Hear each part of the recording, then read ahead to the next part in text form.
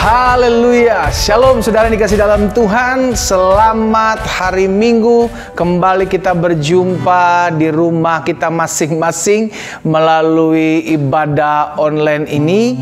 Dan saya sangat berharap setiap kita tetap terus sukacita, setiap kita tetap terus memuliakan Tuhan, setiap kita tetap terus bersyukur.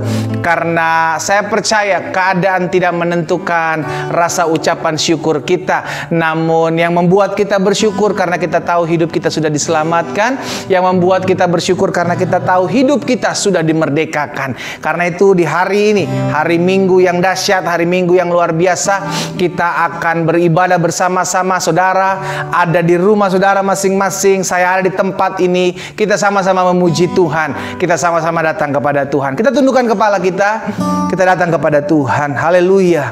Bapa, Engkau baik dalam kehidupan kami.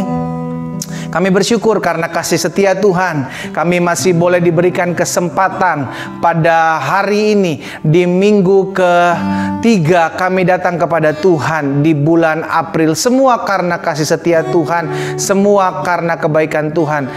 Karena itu ya Bapa yang baik, biarlah di saat ini kami boleh datang beribadah kepada Tuhan. Kami umat-Mu datang bersyukur, datang bersujud kepada Tuhan. Karena kami percaya betul pintu-pintu gereja tertutup bagi kami, tapi kami bersyukur karena dengan pintu gereja tertutup maka Tuhan sendiri melawat kami. Kuasa Tuhan turun atas kami. Kami di rumah kami masing-masing, kami datang beribadah kepada Tuhan. Kami menyembah Tuhan. Terima kasih Bapa. Pada akhirnya hamba-Mu berdoa, hamba-Mu habiskan ibadah pada hari ini di minggu yang dahsyat, minggu yang luar biasa, minggu yang bersuka cita oleh karena Tuhan bangkit bagi setiap kami. Kami siapkan hati kami. Kami mau memuji-muji Tuhan, dan kami mau habiskan ibadah kami hari ini di dalam nama Bapa, Anak dan Roh Kudus, di dalam nama Tuhan Yesus Kristus yang mengajarkan kami berdoa. Mari kita umat Tuhan yang dikasihi Tuhan, kita berdoa sama-sama. Doa Bapa kami yang Tuhan Yesus ajarkan buat setiap kita. Bapa kami yang di surga, dikuduskanlah nama-Mu, datanglah kerajaan-Mu, jadilah kehendak-Mu di bumi ini seperti di surga. Dan berikanlah kami pada hari ini makanan kami yang secukupnya. Dan ampunilah kami akan kesalahan kami, seperti kami juga yang mengampuni orang yang bersalah kepada kami. Dan janganlah membawa kami ke dalam pencobaan, tetapi lepaskanlah kami daripada yang jahat. Karena Engkaulah yang mempunyai kerajaan dan kuasa dan kemuliaan sampai selama-lamanya. Bersama saya kita katakan amin, amin, amin, amin, amin. Puji Tuhan. Haleluya, haleluya. Nah saudara yang dikasih dalam Tuhan, hari ini kita mau memuji Tuhan terlebih dahulu. Engkau ada di rumahmu masing-masing, engkau bersama dengan suamimu, engkau bersama dengan istrimu. Kita mau angkat pujian ini. Engkau bersama dengan anak-anakmu, orang tuamu. Angkat pujian ini sama-sama. Segala puji syukur hanya bagimu Tuhan. Segala puji syukur, amin, hanya bagimu Tuhan. Sebab Kau yang layak dipuja. Haleluya. Kami mau bersorak, tinggikan nama-Mu. Haleluya. Katakan sama-sama, segala puji syukur, segala puji syukur hanya bagimu Tuhan. Sebab Kau yang layak dipuja.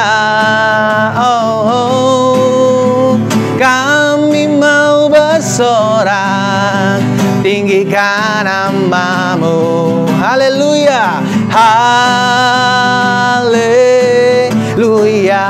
Bersoraklah bersama-sama, soraklah, haleluya. Hey, soraklah, haleluya, haleluya. Bersoraklah, soraklah, haleluya. Hey, soraklah, haleluya, haleluya, haleluya, haleluya.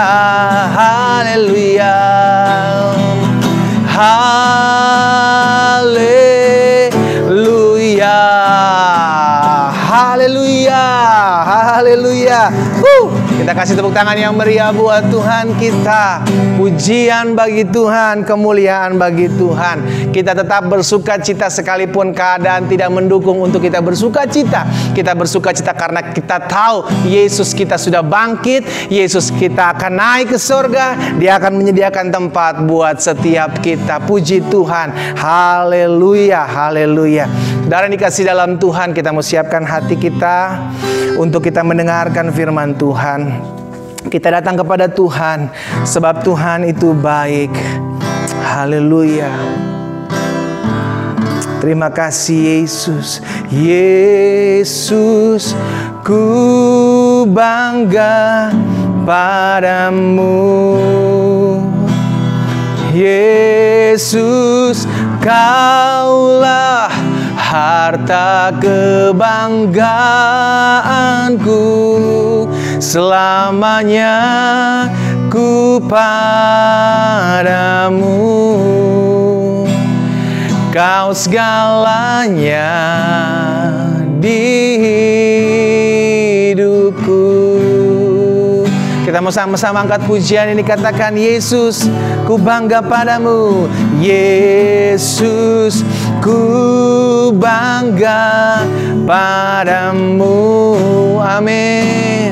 Yesus, Kaulah harta kebanggaanku, selamanya ku padamu. Kau segalanya di hidupku. Kau segalanya Tuhan. Kami bangga memilikimu. Kami bangga sebab Kau setia. Haleluya. Mari kita menyembah Tuhan, sebab Engkau baik. Kau sungguh baik. Haleluya. We worship you, Lord Jesus. We worship you. Haleluya. Haleluya. Naikkan penyembahanmu kepada Dia, sebab Dia baik, sebab anugerahnya besar. Terima kasih Yesus. Haleluya, haleluya. Glory bagimu. Terima kasih Bapa. Yesus, ku bangga padamu.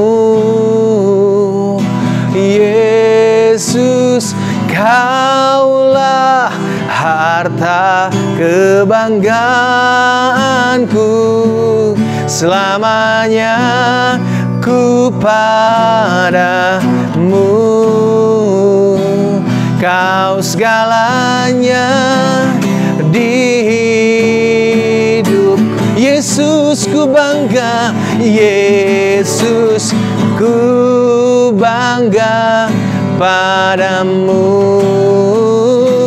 Yesus, Kaulah harta kebanggaanku, selamanya ku padamu. Kau segalanya di hidupku. Kau segalanya di hidupku.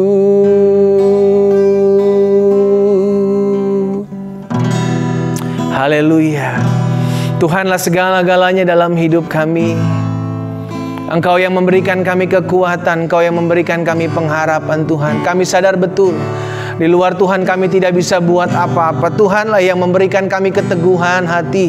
Tuhanlah yang memampukan kami, menolong kami, sehingga pagi hari ini kami boleh datang beribadah kepada Tuhan. Kami bersyukur sebab kami tidak pernah berjalan seorang diri. Tuhan menopang kami, Tuhan menyertai kami, Tuhan menolong kami, Tuhan memelihara kami, Tuhan membela dan meluputkan kami. Terima kasih ya Bapa. Hari ini kami datang kepada Tuhan. Kami umat-Mu. Kami beribadah di tempat tinggal kami masing-masing. Di rumah kami masing-masing menjadi mezbah-Mu. Tempat di mana kami berjumpa dengan-Mu ya Tuhan. Karena itu ya Bapa, lawat masing-masing kami. Urapi masing-masing kami dengan roh hikmat dan wahyu. Sehingga di ibadah yang dahsyat hari Minggu ini, di ibadah luar biasa di hari Minggu ini, kami mengalami perjumpaan dengan Tuhan lewat roh dan kebenaran. Kami dipuaskan, kami dimerdekakan, kami dilawat Tuhan. Di rumah kami masing-masing menjadi tempat di mana kami berjumpa dengan-Mu. Bapa, bicara bagi masing-masing kami. Urapi kami dengan roh hikmat dan wahyu, sehingga kami mengerti akan kebenaran. Biarlah kebenaran itu yang memerdekakan hidup kami. Terima kasih Bapa. Di dalam nama Yesus Tuhan kami berdoa dan kami siap mendengarkan firman-Mu. Bersama-sama kita katakan amin, amin, amin. Puji Tuhan, haleluya.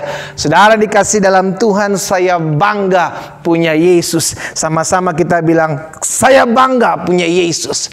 Amin, haleluya. Nah saudara yang dikasih dalam Tuhan, hari ini kita bersyukur kita boleh diberikan kembali kesempatan untuk beribadah kepada Tuhan Yesus. Dan saya percaya hari ini adalah hari yang dahsyat, hari ini adalah hari yang istimewa, hari ini adalah hari yang luar biasa. Kenapa? Karena kita akan berjumpa dengan Allah kita di rumah kita masing-masing. Amin saudaraku. Karena itu saya mau pastikan buat setiap kita, saudara dan saya adalah orang-orang yang dahsyat, orang-orang yang luar biasa, yang Tuhan bawa masuk dalam rencana Tuhan yang ajaib. Nah, saudara yang dikasih dalam Tuhan, kita yang mengikuti ibadah kita hari ini, bersama-sama kita akan belajar kebenaran firman Tuhan.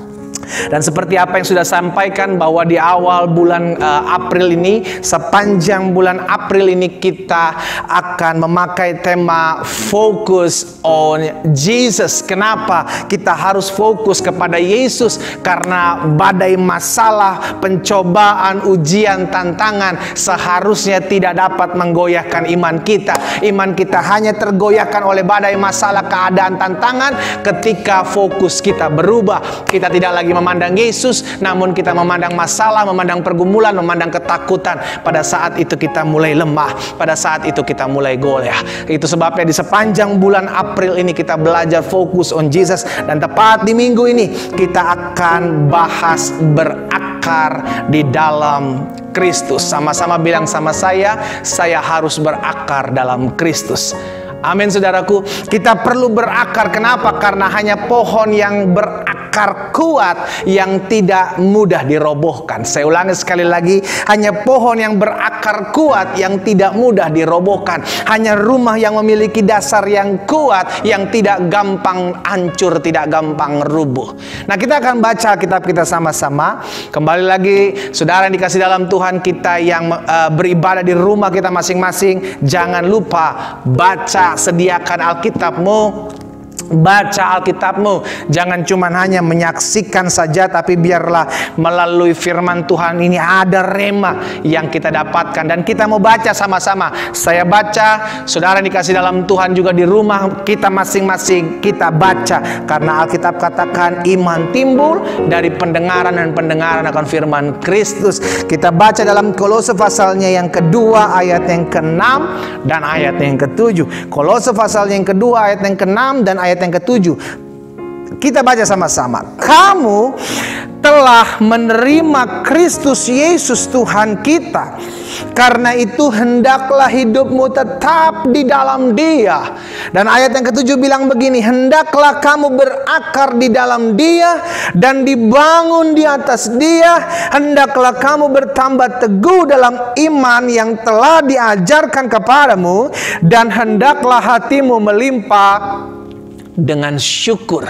Saudara yang dikasih dalam Tuhan, Paulus membawa pesan yang kuat kepada jemaat di Kolose pada saat itu, bahwa kita yang sudah menerima Kristus, kita yang sudah menerima Yesus sebagai Tuhan dan Juru Selamat, maka bukan hanya menerima, namun hidup kita juga harus berakar dalam Kristus. Kenapa kita perlu berakar? Karena dengan kita berakar, maka kita akan jadi kuat. Ketika kita menjadi kuat, kita tidak mudah diombang-ambingkan oleh badai hidup. Kita tidak mudah diombang-ambingkan oleh masalah. Sehingga tidak sedikit orang Kristen yang karena tidak berakar dalam Kristus, dia mudah sekali pergi meninggalkan Kristus oleh karena kedudukan, oleh karena harta, oleh karena jabatan, oleh karena pasangan hidup. Gampang sekali pergi meninggalkan Yesus. Kenapa? Karena kekristenannya tidak berakar. Kita perlu berakar supaya kita kuat. Ingat, hari-hari terakhir akan ada goncangan yang besar. Dan sekarang, saudara dan saya, kita masuk dalam tahap penggoncangan. Apa yang bisa digoncangkan, Alkitab katakan akan digoncangkan. Sehingga tinggal tetap apa yang tidak tergoncangkan. Sehingga pada akhirnya kita mengerti betul hari-hari ini akan ditampi. Saudara yang dikasih dalam Tuhan, akan ditampi mana yang gandum, mana yang ilalang. Sehingga mana yang gandum berisi, mana yang gandum kosong, saudaraku. Mana yang berakar kuat, mana yang tidak berakar kuat. Akan terlihat ketika masa-masa penampian ini selesai. Yang kuat akan tetap terus bertahan. Namun yang tidak kuat akan komplain, akan ngeluh, akan bersungut-sungut. Sehingga pada akhirnya hidupnya penuh dengan kekecewaan. Nah, saudara yang dikasih dalam Tuhan, hari ini kita mesti mengerti bahwa sebagai orang Kristen yang sudah menerima Kristus Yesus dalam hidup kita, kita perlu, apa dibilang? Berakar. Amin, saudaraku. Karena ketika kita berakar, maka kita kuat. Ketika kita berakar, maka kita mengalami kedahsyatan tangan kasih kuasa Tuhan. Kita perlu belajar bersama-sama kenapa kita perlu berakar. Nah, sebelum kita bahas sama-sama kenapa kita perlu berakar, kita mesti mengerti dulu apa arti berakar yang di Alkitab katakan. Nah, saya pelajari ada 3 hal apa arti berakar dalam Kristus. Yang pertama, berakar berarti bicara tentang relationship. Jadi ada 3 R. Yang pertama relationship atau hubungan. Jadi yang berakar pertama perlu kita ngerti adalah hubungan kita dengan Tuhan. Jadi berakar di sini bukan hanya sekedar kuat, namun memiliki hubungan yang intim. Ingat, Yesus mencontohkan, menggambarkan diri, mengumpamakan diri sebagai pokok anggur. Saudara dan saya adalah ranting-rantingnya, saudaraku. Dan ingat, kita harus berakar penuh, kita harus nempel dengan pokoknya. Kita sebagai ranting, kita harus nempel kepada pokok pohonnya. Karena kalau kita nggak nempel, maka kita akan mengalami apa yang disebut dengan kekeringan ranting. Ya kan, ranting kalau udah dipatahin dari pokoknya, maka dia lama-kelamaan dia akan menjadi kering. Kenapa? Karena tidak mendapatkan asupan yang baik dari pokok. Karena itu kita mesti mengerti bahwa ketika kita tidak berakar, maka hubungan kita, relationship kita dengan Roh Kudus, dengan Allah akan berkurang. Itu sebabnya relationship. Arti berakar yang pertama adalah relationship. Arti berakar yang pertama kita mesti ngerti, ini adalah bicara hubungan. Dan yang namanya hubungan mesti dibangun, mesti dibina. Nggak bisa terjadi begitu saja, saudaraku. Betul, kita sudah menerima Yesus sebagai Tuhan dan Juru Selamat. Namun kita perlu mengerti, setiap hari kita harus membangun komunikasi dengan Tuhan. Bagaimana caranya pendeta kita membangun komunikasi dengan Tuhan? Kita mendengar apa kata Tuhan melalui firman, dan kita pun bicara kepada Tuhan dengan doa-doa kita. Itulah komunikasi, itulah hubungan. Sama dalam rumah tangga pun, dalam keluarga pun, gak selamanya suami terus yang bicara pun, atau sebaliknya gak selamanya istri terus yang ngomong, atau anak-anak terus yang ngomong. Semua bisa bicara, semua bisa menyampaikan pendapat, semua bisa komunikasi, saudaraku. Karena komunikasi yang baik adalah komunikasi dua arah, sehingga akhirnya bukan hanya kita yang terus-menerusan berdoa, namun kita juga mendengar apa kata Tuhan melalui firman-Nya, ya kan? Itulah hubungan. Jadi ketika kita berakar bicara tentang relationship, berakar bicara tentang hubungan. Gak bisa kita sebagai anak Tuhan yang sudah tertanam atau yang sudah mengenal Yesus, yang sudah menerima Yesus sebagai Tuhan dan Juru Selamat, lalu kita gak punya hubungan. Kita jarang berdoa, kita jarang baca Alkitab, kita jarang menyembah Tuhan. Gak bisa. Akhirnya apa? Kering, saudaraku. Kenapa? Karena gak memiliki hubungan. Jadi penting sekali yang berakar. Yang pertama yang perlu kita mengerti adalah bicara tentang relationship, bicara tentang hubungan. Saudara dikasih dalam Tuhan, kita mesti mengerti bahwa justru kita bersyukur dengan keadaan seperti ini. Justru hubungan kita dengan sesama, hubungan kita dengan keluarga, hubungan kita dengan Tuhan jadi lebih intens, saudara dikasih dalam Tuhan. Iya kan?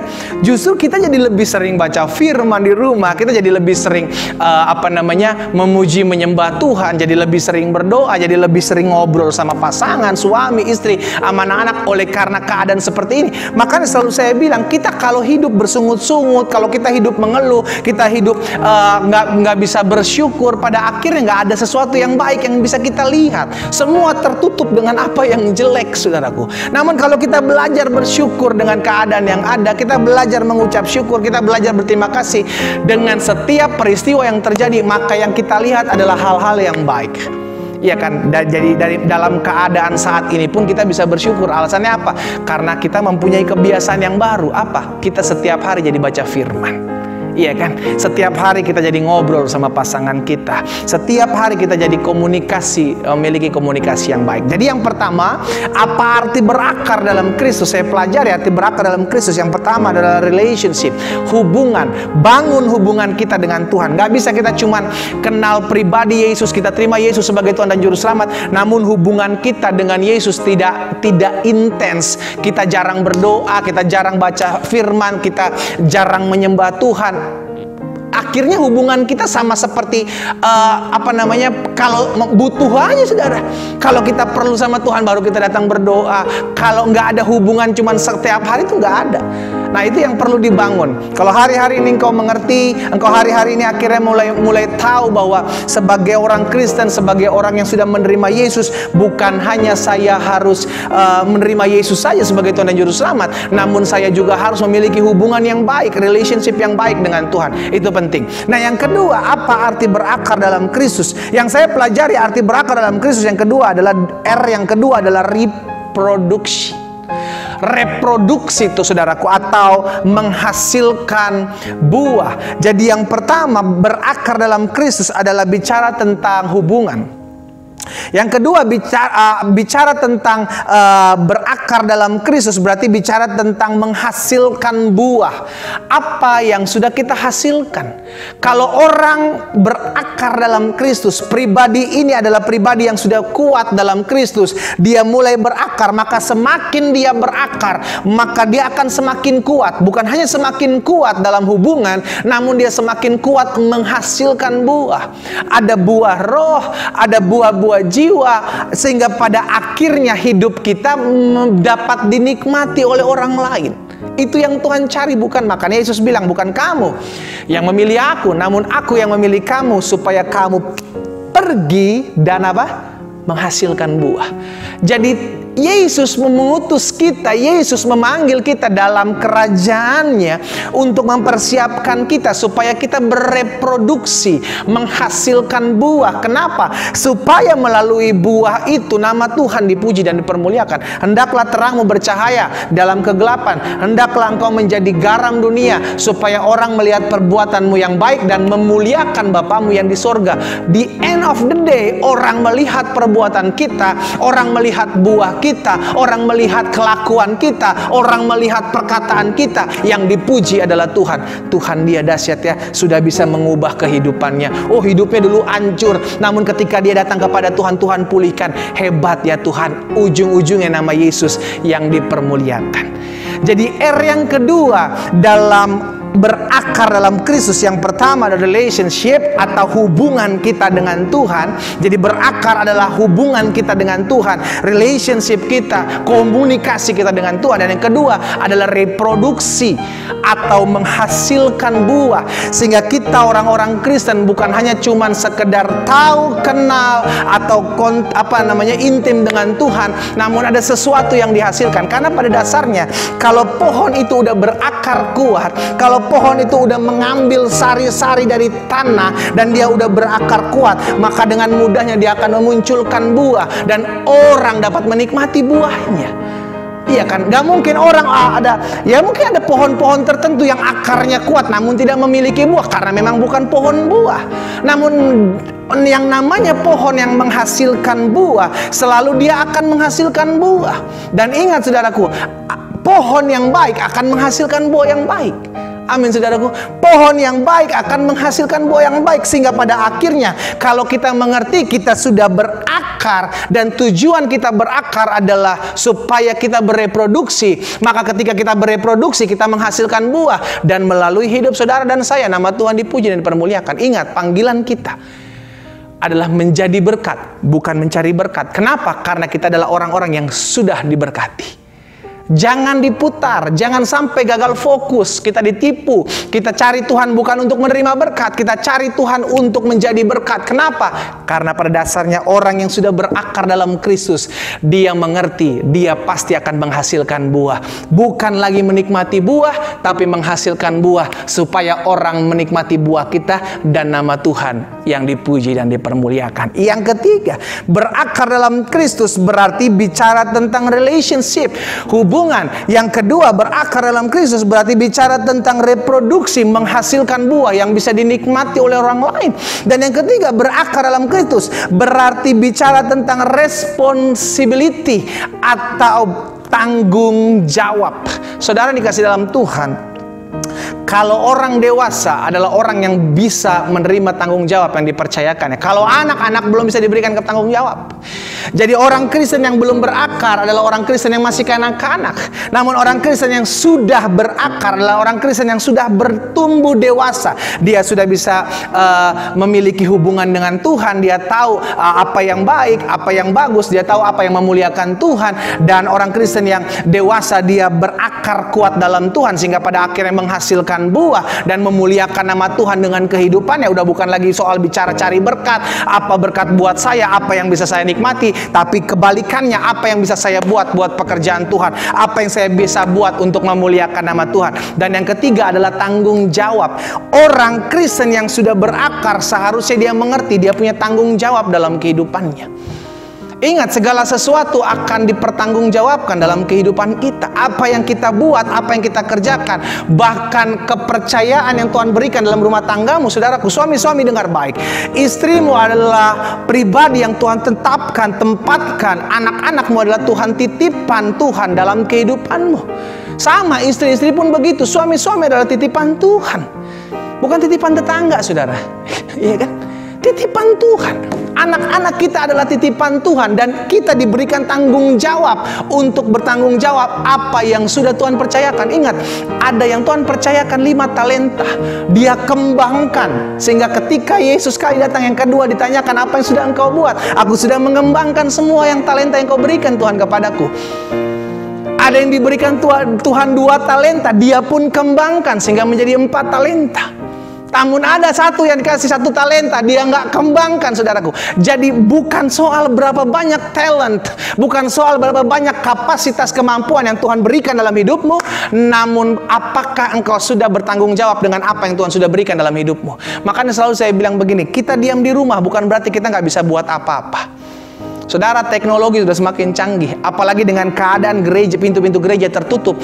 Kita gereja-gereja bergerak dalam dunia online, kita bergerak dalam jaring sosial. Kita bisa buat sesuatu untuk memuliakan Tuhan dengan sosial mediamu. Bahkan selalu saya bilang, sosial media kita jangan jadikan sosial media kita sebagai ajang curhat, ajang menyerang orang. No, justru jadikan sosial media. Karena begini, banyak orang hari-hari ini butuh kekuatan. Dan dia punya handphone, dia punya gadget, dia punya pulsa. Dan dia bisa melihat postinganmu dan pada akhirnya bersyukur oleh karena postinganmu dia dikuatkan. Itu yang selalu saya bilang, kalau kita nggak bisa buat sesuatu yang memberkati, minimal kita nggak buat sesuatu yang menjatuhkan orang lain. Amin saudaraku. Karena itu pastikan hidup kita ini punya tanggung jawab. Kita sudah diberikan keselamatan. Karena itu Alkitab bilang, apa tanggung jawab kita? Tanggung jawab kita adalah ketika Yesus mengutus kita, jadikanlah semua bangsa muridku. Mungkin sebagian kita bilang, itu kan tugas pendeta. Hello, come on. Yesus bilang bukan hanya untuk pendeta. Yesus bilang buat setiap kita, saudara dikasih dalam Tuhan. Kita orang-orang yang sudah diselamatkan. Kita orang-orang yang sudah ditebus. Karena itu pergi, jadikanlah semua bangsa muridku. Nah, mungkin sebagian kita bilang, kita nggak bisa pergi kemana-mana. Saya nggak pandai bicara pendeta. Saya nggak pandai ngomong pendeta. Saya nggak banyak tahu tentang firman. Minimal saya tahu sedikit tentang firman. Tapi nggak saya menguasainya. Ini yang saya bilang, apa yang bisa engkau buat, engkau kerjakan untuk memuliakan Tuhan, dan itu aja yang engkau buat. 1 talenta, 2 talenta, 5 talenta bukan berarti engkau punya 1 talenta lalu engkau nggak buat apa-apa. Nanti engkau akan tanggung jawabkan, saudaraku. Karena itu pastikan, biar engkau cuma punya 1 talenta, pakai 1 talenta itu untuk memuliakan Tuhan. Kembangkan sehingga engkau punya 2. Karena kepada yang punya akan diberikan, kepada yang nggak punya akan diambil, saudaraku. Yang diberikan 1 talenta ini nggak bersyukur. Yang diberikan 1 talenta ini nggak dikembangkan. Kenapa? Karena dia mulai membandingkan. Sorry, saya mau bilang, kalau engkau hanya sibuk membandingkan apa yang kau miliki dengan orang lain, engkau tidak akan pernah bisa mengembangkan apa yang kau punya. Engkau hanya habiskan waktumu untuk membanding-bandingkan. Tuhan, saya punya cuma segini, masa dia punya banyak? Saya cuma segini, masa... Sampai akhirnya waktu habis, Yesus datang kali yang kedua. Apa yang kau sudah tanggung jawabkan? Apa yang sudah engkau buat dengan apa yang aku udah percayakan dalam hidupmu? Kita cuma bilang, ya terlambat Tuhan. Udah terlambat. Selagi masih ada waktu, apa yang Tuhan sudah percayakan dalam hidupmu, kembangkan. Pakai itu untuk memuliakan nama Tuhan. Karena kekristenan yang dewasa, kekristenan yang sudah berakar dalam Kristus, berarti memiliki tanggung jawab. Kalau kita mengerti bahwa berakar juga berarti adalah tanggung jawab, responsibility. Sebagai orang percaya, kita tahu apa yang Tuhan sudah percayakan dalam hidup kita. Biar kita bertanggungjawabkan itu. Amin saudaraku. Minimal kita bisa sharing sesuatu yang memuliakan nama Tuhan. Apalagi hari-hari ini mungkin kita nggak bisa pergi kemana-mana. Di tanganmu sudah ada gadget yang bisa keliling dunia, saudaraku. Di tanganmu sudah ada bisa sesuatu yang bisa engkau posting dan banyak orang bisa melihatnya. Kalau ada orang yang bisa merasa diberkati dengan postinganmu, dia akan bersyukur kepada Tuhan. Karena itu jangan bilang begini, pendeta teman saya, akun saya, follower saya dikit. Sudah dikasih dalam Tuhan.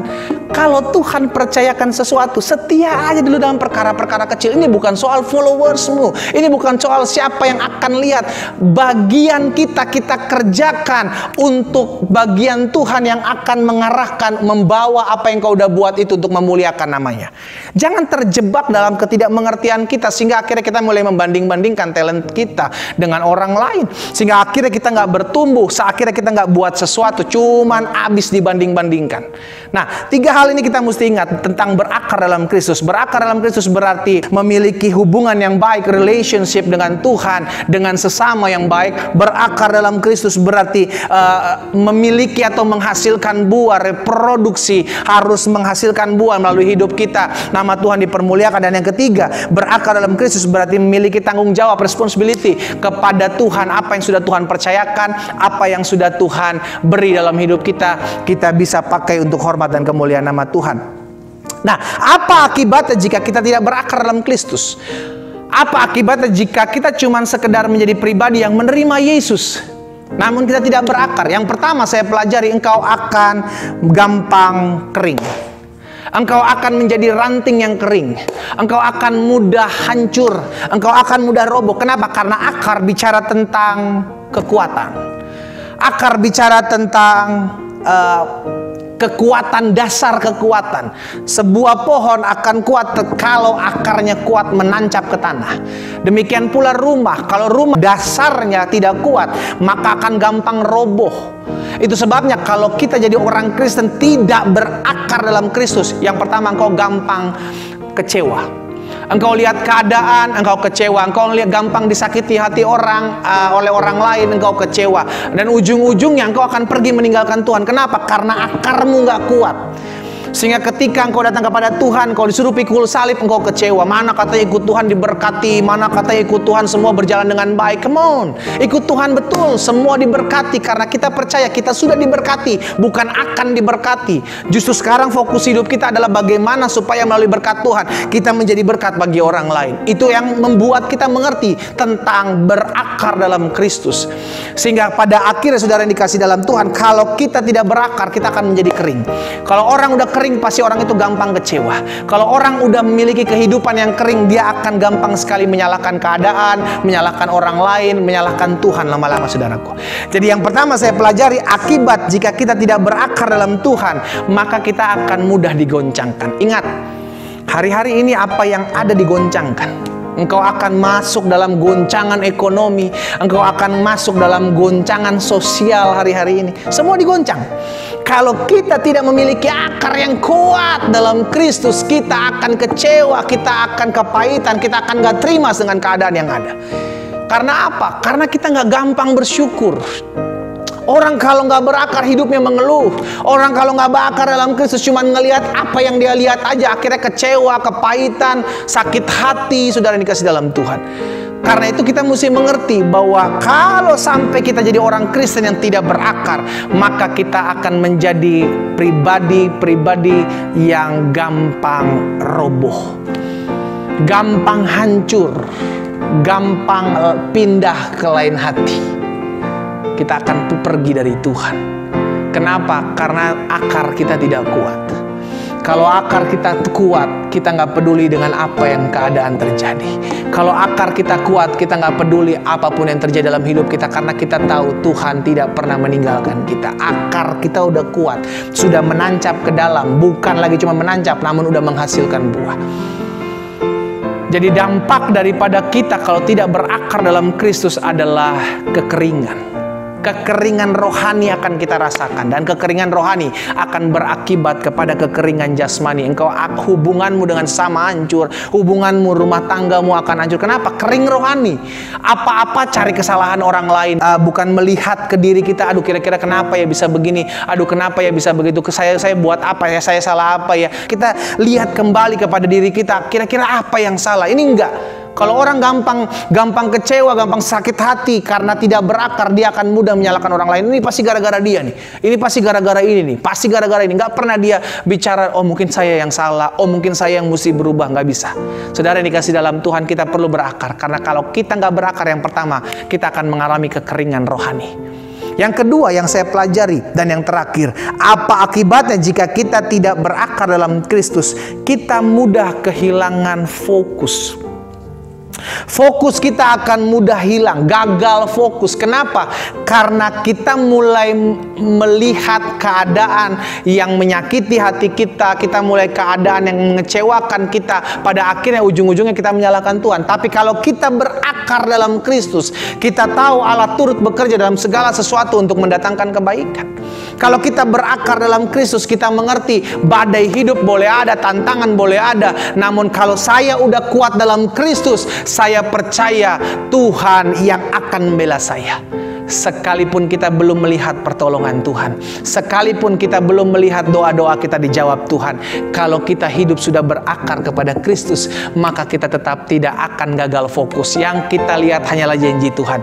Namun hati-hati, ketika kita mulai tidak berakar dalam Kristus, maka kita akan gagal fokus. Yang kita lihat bukan lagi kebaikan Tuhan, yang kita lihat lagi bukan kemuliaan Tuhan, yang kita lihat lagi bukan hal-hal yang membuat kita bersyukur, namun yang kita lihat adalah hal-hal hal yang mengecewakan kita. Yang kita lihat adalah kenapa Tuhan ini bisa terjadi, kenapa nggak terjadi kepada orang lain saja, kenapa hal ini menimpa saya, sehingga ujung-ujungnya mendatangkan keburukan. Saudara yang dikasih dalam Tuhan, kita perlu mengerti bahwa hidup kita ini adalah kasih karunia dan anugerah Tuhan. Hidup kita ini bukan karena kemampuan kekuatan kita. Kita tahu kalau kemarin Tuhan tolong kita, maka hari ini pun Tuhan tolong kita. Kenapa? Karena kita tetap menyembah Allah yang sama. Allah yang kemarin kita sembah adalah Allah Yesus Kristus Tuhan yang sudah bangkit. Allah yang sekarang juga kita sembah adalah Allah Yesus Kristus Tuhan yang sudah bangkit. Karena itu biarlah hidup kita berakar dalam Kristus. Kalau kita hidup berakar dalam Kristus, kita tidak lagi fokus kepada apa yang mendatangkan kekhawatiran dalam hidup kita. Yang kita fokus hanya apa yang mendatangkan kekuatan bagi kita. Sehingga kalau kita fokus kepada apa yang mendatangkan kekuatan bagi kita, sekalipun ketakutan datang menghampiri kita, sekalipun berita-berita yang datang menghampiri kita adalah berita-berita yang mengkhawatirkan, namun karena hidup kita sudah berakar dalam Kristus, kita tidak akan lagi mengalami gagal fokus. Kita akan tetap fokus kepada Tuhan,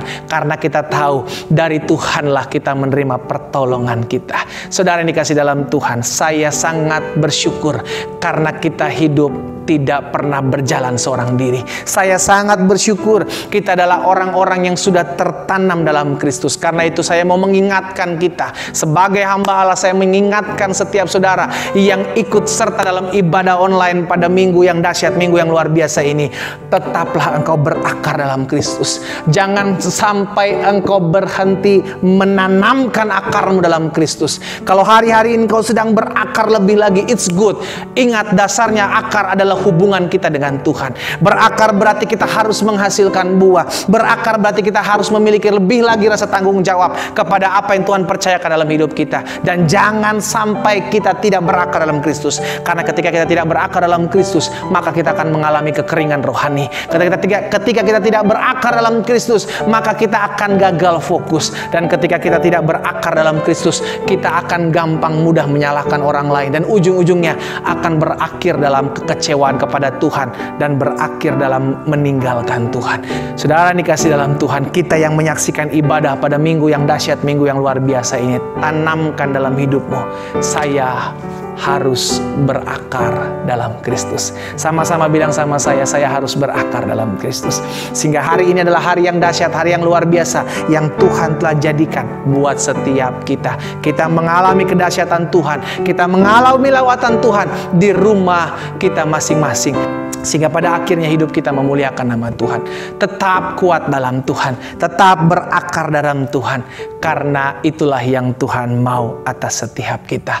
Kita tundukkan kepala kita datang kepada Tuhan. Haleluya, haleluya, haleluya.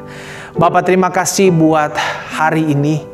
Di minggu yang dahsyat, minggu yang bersuka cita, minggu yang luar biasa ini, kami boleh datang kepada Tuhan.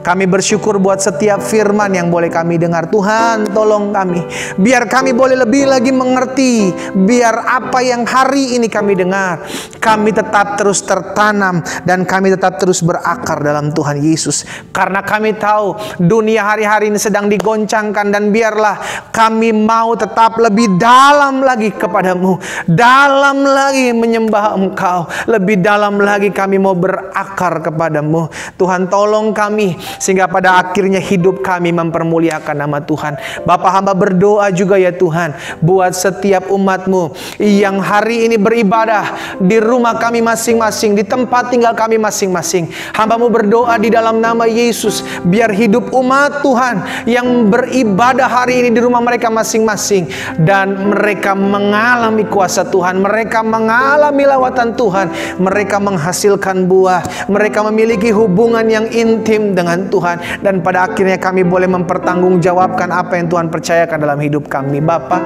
ampuni kami kalau selama ini kami tidak berakar dalam Engkau. Ampuni kami kalau hari-hari ini mungkin kami sedang kecewa, mungkin kami sedang luka. Hamba-Mu berdoa dari tempat ini dalam nama Yesus. Tuhan, jawab setiap kami.